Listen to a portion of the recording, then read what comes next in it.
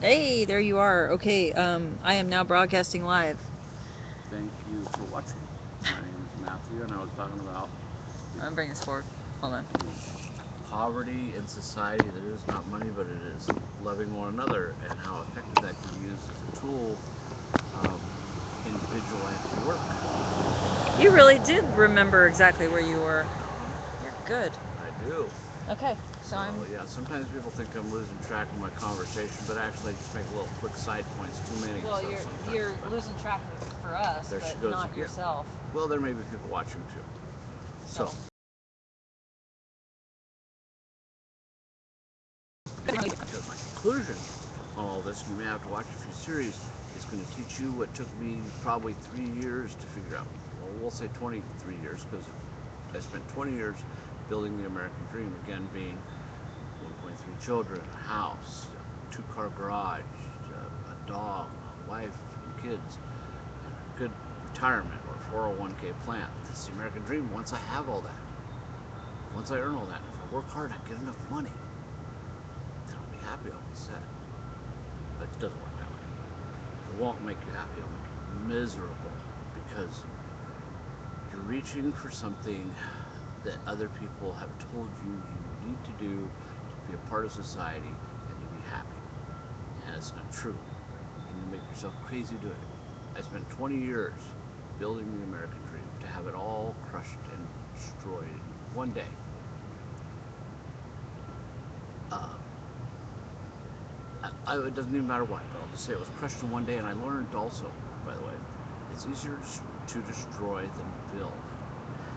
So after that, I started asking myself, and one point I'm wanting to make here is when people think about homeless people, they think about how mad we all get at loud trucks. No, they think about, well, they're doing something wrong. I just don't agree. And I've heard this so many times trying to talk to people about homeless people. Well, I don't totally agree with their fight for, helping homeless people. I mean, those people would want something to try harder. They're just, they make messes and, if they were more like me, then it'd be okay. But they're making my life miserable. Well, let's not judge other people. Let's not say other people make their life miserable because I know myself, and a lot of people ask me for advice and stuff. I know myself. I got too many things I need to fix, too many bones in the closet before I can ever think about judging someone else. So I'm gonna work on that first before I go deciding convincingly and for sure that someone else's behavior, such as homelessness or whatnot, is bad. The definition of homelessness isn't a bad person or a messy person or a menace to society, a dangerous person. It's none of the above. It's basically a person who can't afford a home.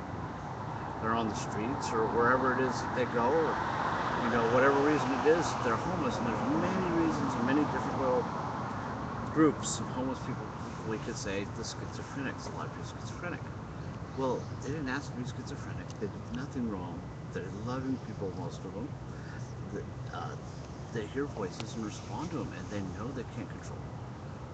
And if you tell them a certain event didn't happen, like they said, well, there was a spaceship that came last year, I saw it.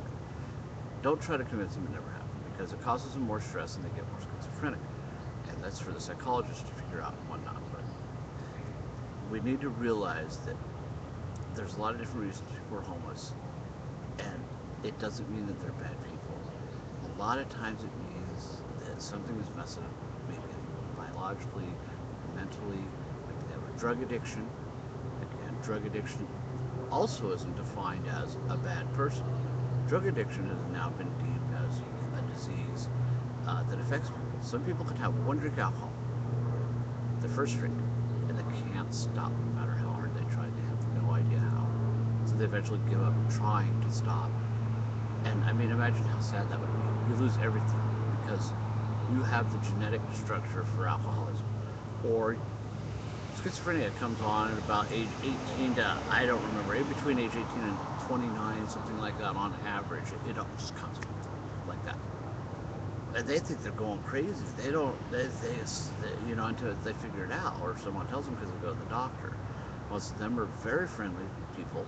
I found a lot of them to be very intelligent once they're on their medicine, even when they're not. They tend to mimic a lot, and mimicking helps all of us. If you mimic to yourself someone that you know, or you're trying to figure them out, and you just pretend you're them, you actually can learn a lot about them. Uh, because I think the National Linguistic Society of America recently learned that over 90% of our communication is not the words. It's the tonage of the words, it's our verbal uh, use of the words, or our gestures, all of that. So they mimic to themselves to learn. That's why and then they confabulate because they hear these other voices and are unable to shut certain things off in the brain. Biological condition, it can be inherited. But then they're discriminated against. Maybe they're on the bus and they're talking to someone, or they're angry with someone. And you know why a lot of them yell out, shut up, and this and that, and they start to scare people? They do that because these voices won't stop bugging them. Usually these voices are teasing them and they just want it to go away. And alcohol tends to help them feel better, and they'll start drinking alcohol. They get lost. They don't know where they're at in the city. They start to recognize certain patterns and where they're at. But if you say, where are you at right now? I'm by the flower garden. They don't tell you what street or anything like that. When I first became homeless, and I'm sorry, I'm going to talk more about the three famous people that showed love rather than hate, which is our main topic: Jesus, Mother Teresa, and Gandhi. And were very effective and very famous by using that method rather than an aggressive manner. When I first became homeless, I came across a schizophrenic woman pushing a cart full of clothes.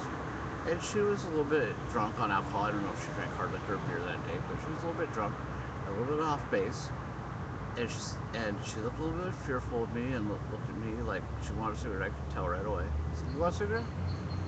Yeah, sure, thanks. I gave her like 3 or 4, just so she knew I was friendly. I didn't, that was it.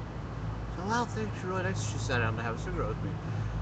Well, as we got to talking, I found out that when she turned 18, she started hearing these voices. A lot of schizophrenics won't talk about it. She talked about it openly. When she turned 18, she started hearing these voices, and they won't go away.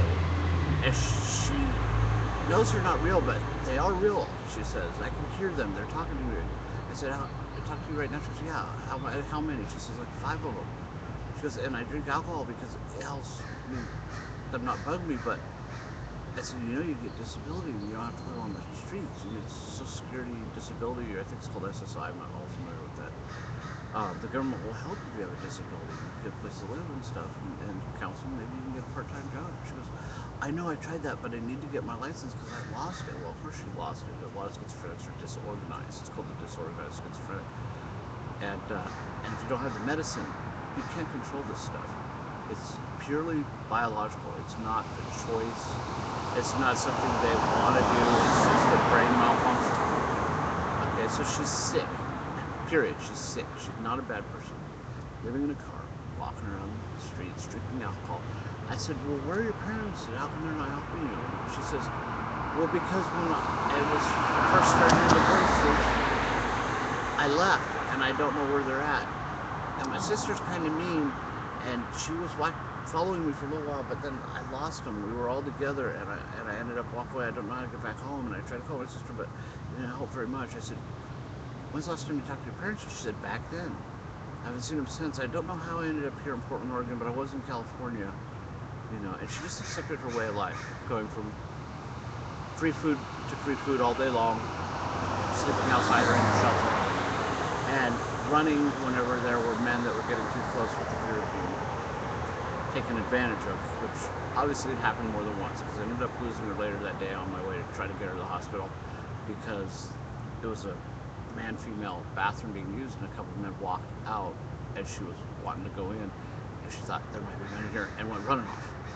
So here she's being victimized too, and but nevertheless, in my conversation with her earlier, I said, where are your parents? Do you know their name?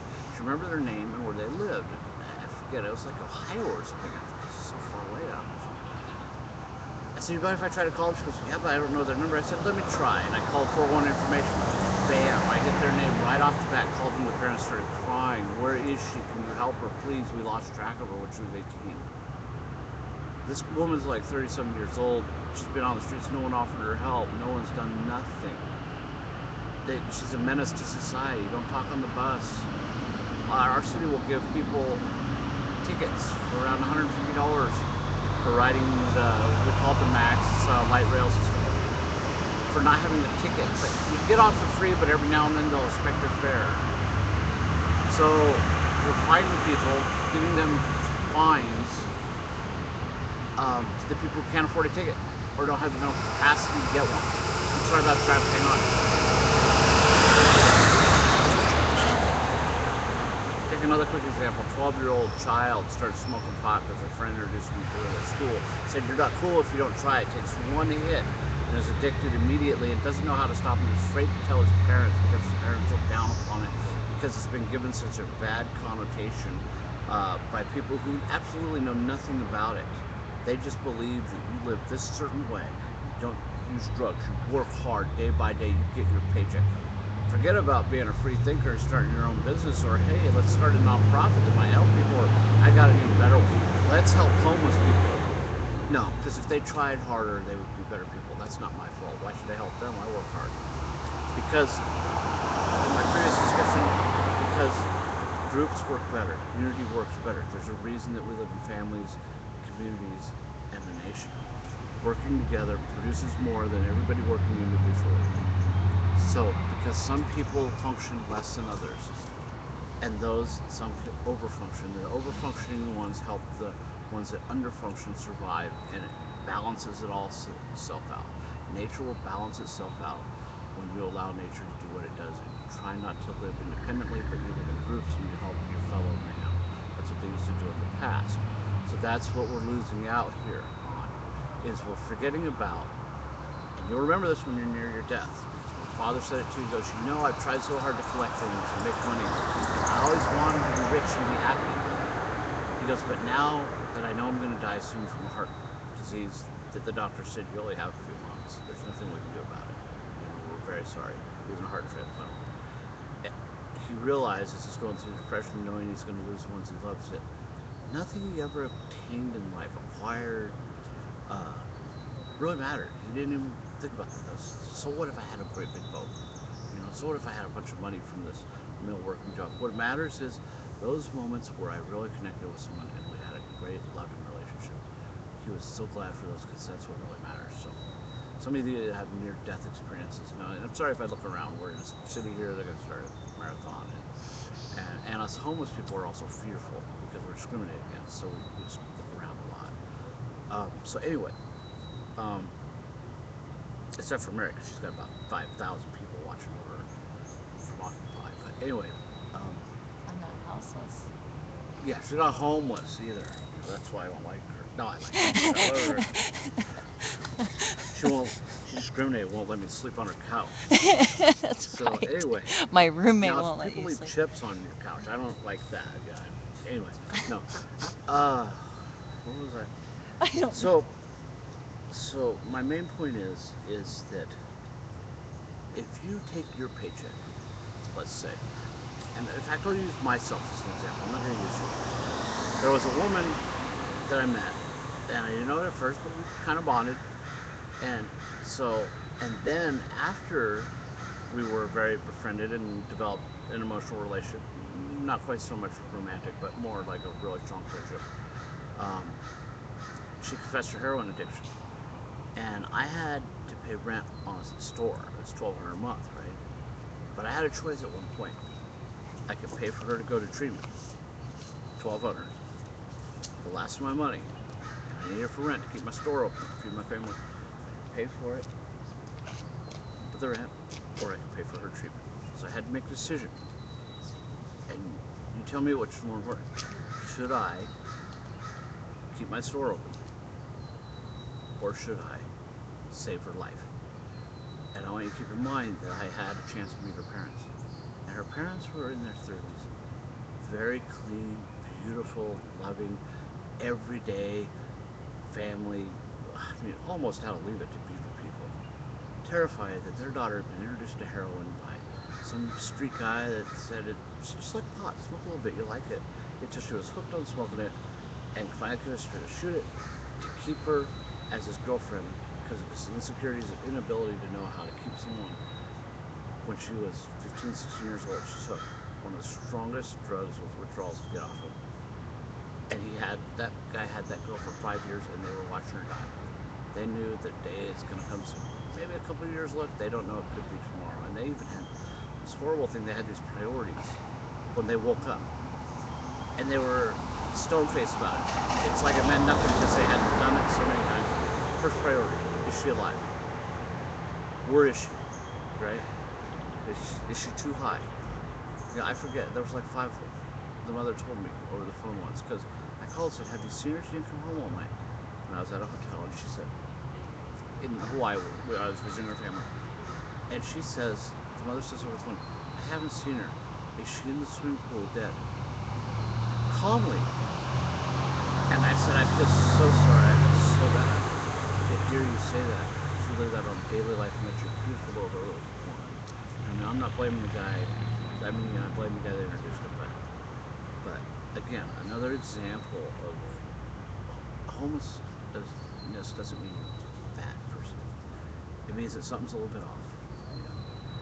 And when I started my computer recycling slash rebuilding repair store, which got too busy, I just couldn't keep up with it.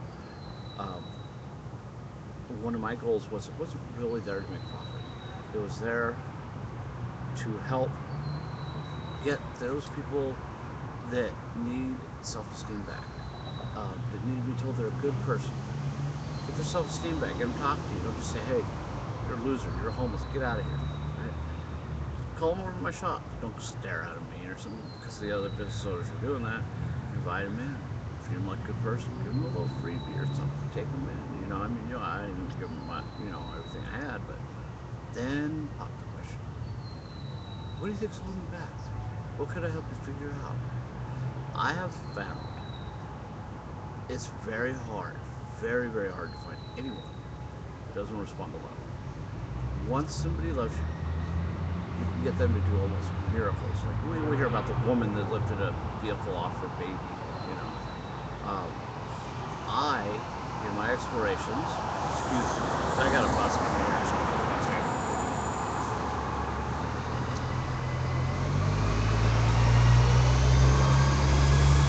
in my explorations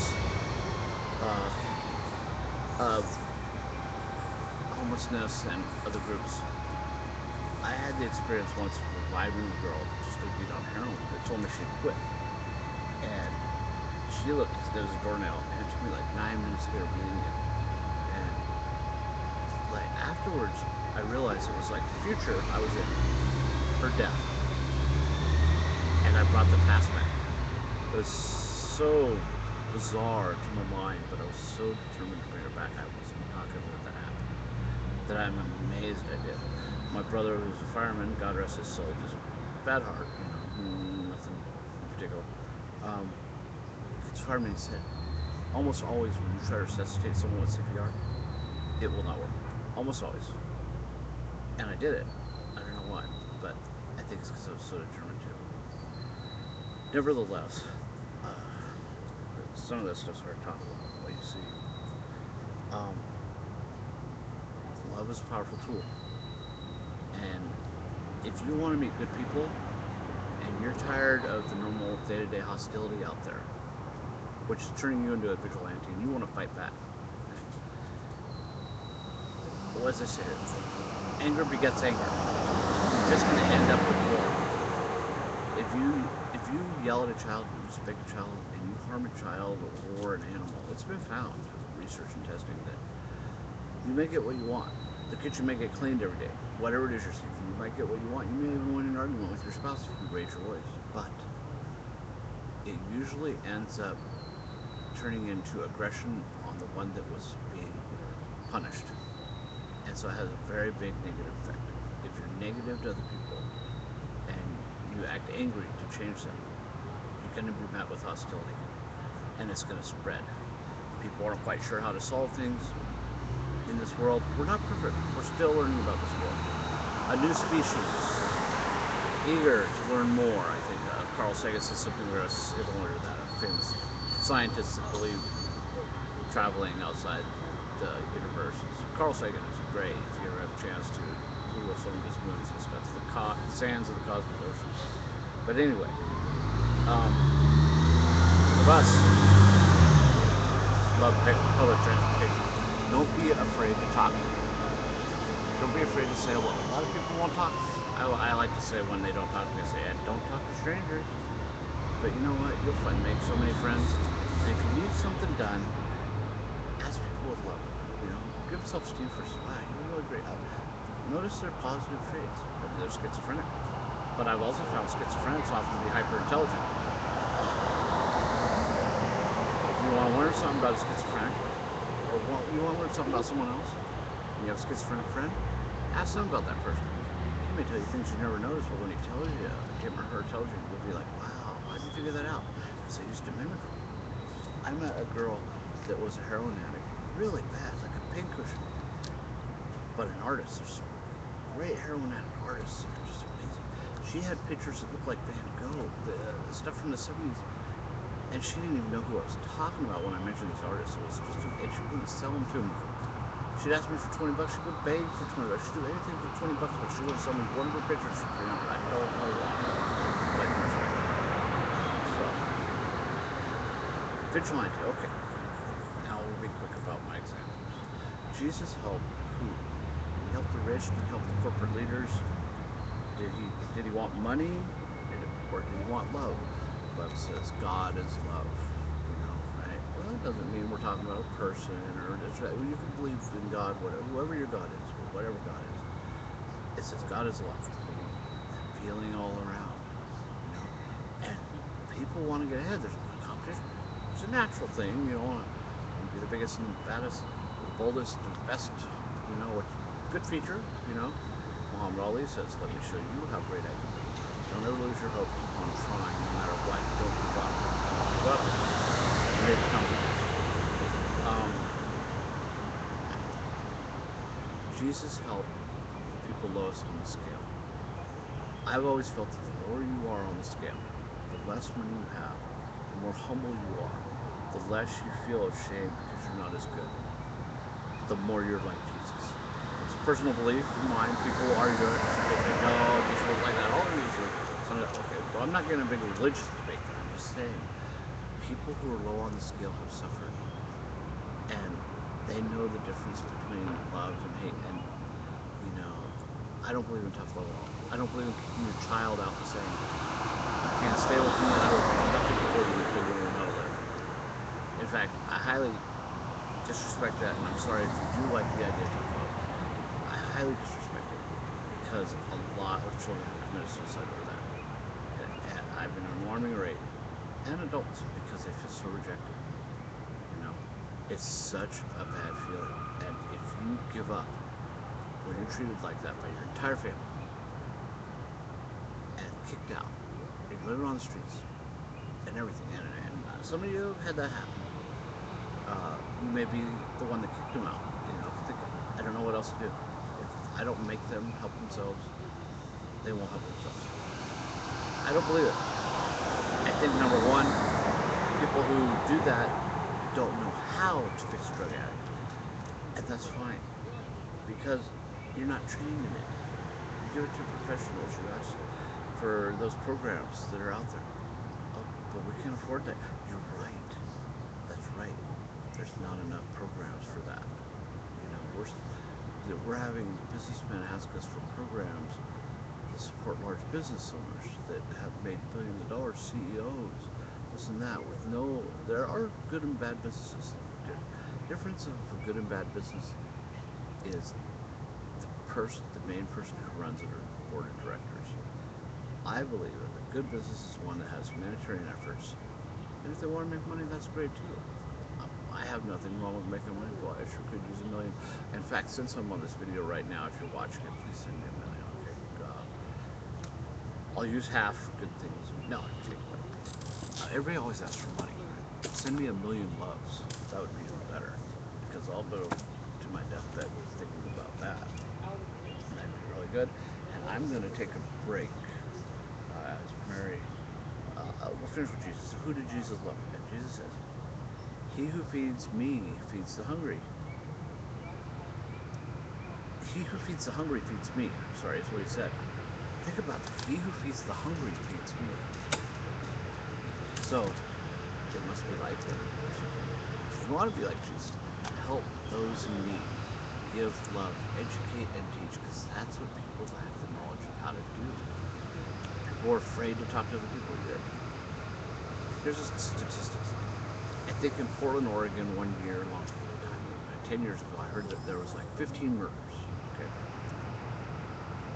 I've had people come and say, they're so mad, we've all had some, I'll kill you. Well, I learned that if you think mathematically, when you're talking about millions of people, what's the chances of them ever have or ever will kill someone? More likely to win the lottery, probably. So, the likelihood of something bad happening to you by being friendly and talking to others, and that's all I'm asking. Give people self-esteem, love one another. If you see a problem, address it as a question. Is there anything? What do you think is making it so that you could? Do you want a better house? Well, yeah, I do. I can't afford it. What do you think makes it so that some people can afford it and you can't? And you'd be surprised. Well, because I'm a drug addict, or because I have this mental disability. That you got Social Security for it? Yeah. But I spend it on drugs. There's dual diagnosis, mental disorder. You have to know some of this stuff. You have to be really educated to know what causes these certain things. It's not because someone wants to be homeless. It's ridiculous. And if someone doesn't try, it's because they gave up hope trying. It's not because they don't want to have hope. It's not because they're lazy. It's because they don't have the ability like other people do for one reason or another. And that's what needs to be solved. We need to stop looking at them as objects that make the streets messy. And a large company says, I don't want them out front of my store. It makes business bad. It makes people not want to come. Well, I did that outside of my store. You know what happened? Yeah, I closed the business down. Because I had so much business I couldn't keep up. People come in, and I tell them what my business is there for. It's a community-based business, even though it's for profit.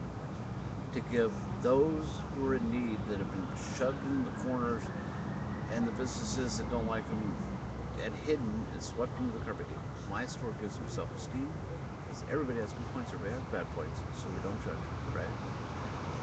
It doesn't matter what the bad point is, it doesn't matter what the good point is, to an extent. I mean, it's debatable, but, for the most part. That doesn't matter, because they have good traits too. Build on the good traits of a person, Show them that you care. Tell the person, you don't have to give them your life savings, but say, well, I want to help you figure some things out. Stop. And start putting yourself in their place. There's a schizophrenic person doesn't know how to get their driver's license. Say, well, would you like me to drive you? Help you get your driver's license? I'd be happy to drive you. I can do that. Or do you know what Social Security office is? No. Right up over there, 3 blocks down. How about I walk you there? And so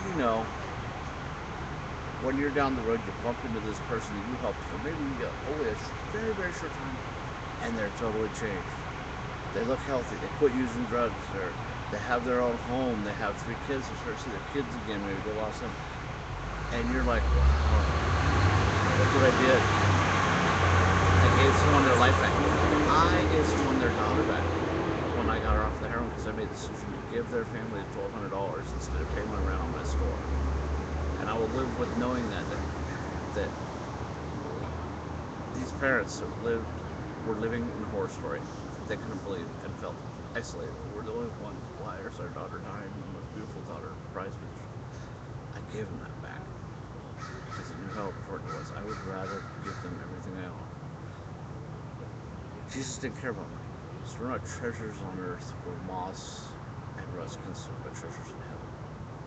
And you'll be thankful, and you'll be rewarded by good people. And if you want to know good people and you want safety, visit the homeless food line. Just hang out. Some of them will, don't talk to me, but a lot of them will go up. And once you're sitting in that line a few times, you have any problems on the street. Next thing you know, this little elite crowd that's learning how to hide, you got 3 or 4 of them showing up acting like they're just citizens walking by. They protect their own, because we've all been through the same thing. I was homeless for a while. Let them back up, I'm sorry. Jesus helped those who were in need, leprosy, this and that. That's what he tried to teach. He didn't try to make a lot of money. Famous person, we all look up to him. The most, I believe he's considered the most influential man of all time. Yes, he did exist. We pretty much have proof of that. Whether he was God or not is questionable. We're not getting into a religious debate, any moral debate. Gandhi, he didn't fight the war. He decided not to fight and to starve himself until the opposition decided not to fight him. The opposition went in, they started slaughtering his people who wouldn't fight back. Just slaughtering. Go ahead, kill him. Gandhi was getting skinnier and skinnier, and every time he showed up, they were like, wow, look how sick he is. He's really not eating, because they didn't believe him. I don't remember exactly, you can look it up, but I want to say it was, how long did Gandhi starve himself for? A couple weeks? I don't remember. I think it was like, 40 days. oh, was it 40 days? Yeah. The opposition couldn't stand looking at him dying like that, and they couldn't stand killing people that wouldn't fight back. They gave up because he did that. He was like the first to prove that not fighting, you will win. And then Mother Teresa. What did Mother Teresa do? Again, all three of these are highly influenced, or highly most influential, that is. Mother Teresa one day decided, because we all want to do this and we try as best we can, it'd be nice, but well, I'm almost done dressing. She decided to give away everything she owns to the homeless and help the homeless. Store not treasures on earth, but treasures in heaven. She decided, I'm going to do that and give away everything she owned. But people would donate to her because they saw how serious she was and supported her cause. One of the most influential people of all time. Think of the rewards of knowing that you saved a life, you resuscitated someone, you gave someone their daughter back. You know, you helped that guy that's walking up and down the street for the last 10 years. Excuse me for a second. They were schizophrenic and lost by their family. You gave them back their child. It's amazing, the reward, because not only have you lived your life, but you've given another one back. So that's like having 2 lives. The more you do, like being a cat, you got 9 lives. You know, just don't run in front of cars. And it's a joke. John, stop laughing. Okay. I'm watching you, John. Okay, so. Have you named your viewer? Well, one of them, John, he's a little crack up in the back. Yeah, the rest of them. Yeah, you got one that you like picking notes, make jokes to the girls and stuff. Okay, they don't like that. Don't rub your boogers on them. Thank you. So, politicians are paid off by large businessmen quite often. Businesses don't want people out on the streets. The government wants their city looking clean, so the property value goes up, brings in more money, right? Get the homeless people, the drug addicts, the mentally ill, and those who are victims of circumstances, which I can tell you about next time. Because they were crushed by money-hungry people, and we all know the value of money now. I don't know if you heard me, but pretty I'll be priceless listening. to watch how much it ruins.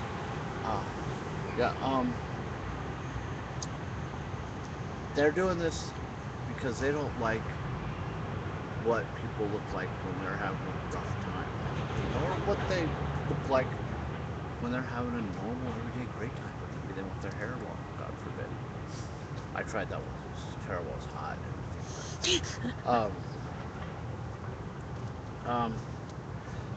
Right, they don't like my what they business look proved that, and for you businessmen out there, my business proved, and I could mimic it again. I could show you how to double your profits by helping the homeless and those in need. Because you tell one person what your goals are and that you do that. You tell one person that doesn't even, this just seems like a normal everyday customer, you like them, they spend a lot of money. I've told that to customers like that, and they stop, they freeze, they can't believe what I'm saying, and they say, I'm telling everybody about this story because I never meet businessmen like you. And you find out that they had a drug addicted child. There's always one. There's always that one under-functioning in the group, and that's why we help the under-functioning in the group. I had so much business I could make, you know. I had a fair price. I didn't lie. I was good to people, and I was so good, I ended up homeless because I had to run from all the people chasing me. And I'm not kidding. So Really? I have people that will tell you that. So anyway, that'll be our first phase. Fight, fight inhumanity with humanity. Educate those who are mean. Ask questions. Ask them questions. It's a good way to teach. You know, why did you kick that guy out? Well, look at him. He's like this. You know, what if you took a different approach? What if you were nice and helped him? I don't have time to help him with that. Why not? Because I'm busy making money. What are you doing with that money? Supporting my family. Why do you support your family? Because I love them. Do you love people? Well, yeah. What if you helped him? How many people would love you? So it pays off. You'll find out. Try it. If you want to win an argument, agree. Can't fight with someone that agrees with you all the time. Kind of really pisses off my wife. So. Huh. Okay, that's good, huh? I think so. Okay. And you know what? Before you go, don't go yet. Come back. Hi. Hi. Are you leaving? Yeah. Are you gonna be back in a couple days to talk again? Or are you gonna be gone Sure, by I'll then? come and talk again. Okay. I can always do it remotely anywhere I'm at. Yeah, that's true. Yeah. I see your nose and your mouth. Lean down. Lean down. I A didn't little shave. bit. I'm sorry. A I'll little shave bit more. next time. A little But bit I more. wanted to look There. scruffy. Now you look all scary. I'm looking Brad Pitt style for you. It is nice. You're rocking the Brad Pitt. Thanks. All right. Okay, good. I'm glad you're coming back. Oh, that's pretty good.